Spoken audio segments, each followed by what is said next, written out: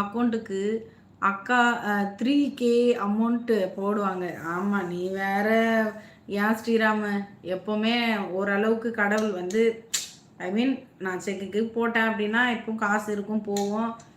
உண்மையிலே நேற்று ரூ. 73 இருந்தது அக்கௌண்ட்டில். மெடிக்கல் ஷாப் போயிட்டேன் பாப்பாவுக்கு அந்த மவுத் வாஷோ ஏதோ வாங்குறதுக்காக. அவர் வந்து 130 சொல்லிட்டாரு. நான் பாட்டுக்கு பே பண்ணுறேன்.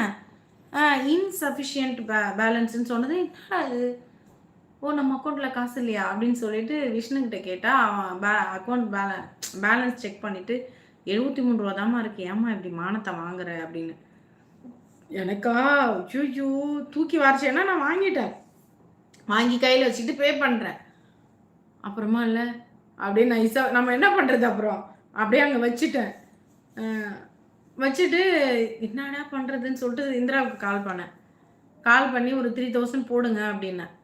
அவங்க போடுற வரைக்கும் நான் வெயிட் பண்ணுறேன். அவர் நின்று பார்த்துட்டு இல்லை, அந்த மெடிக்கல் ஷாப் ஓனரு நின்று பார்த்துட்டு க்ளோஸ் பண்ணி, ஏம்மா நான் வந்து குழந்தைய பிக்கப் பண்ண போகணும், வாங்குறீங்களா, நான் வாங்குறேன் தான் நான் அப்படின்ற மாதிரி நின்று பார்த்தாரு.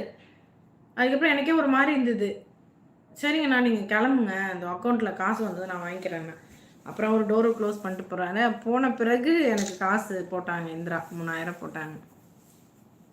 அதுக்கப்புறமா என்ன வாங்கணுமோ வாங்கிக்கிட்டு அப்புறம் வீடு வந்து சேர்ந்தோம். அந்த மாதிரி ஏன் நிலமை ஆயிடுச்சு ஸ்ரீராமு. நான் நினச்சிக்கிட்டேன், எப்போ காசு இல்லைன்னா கந்தல் கதை கந்தலா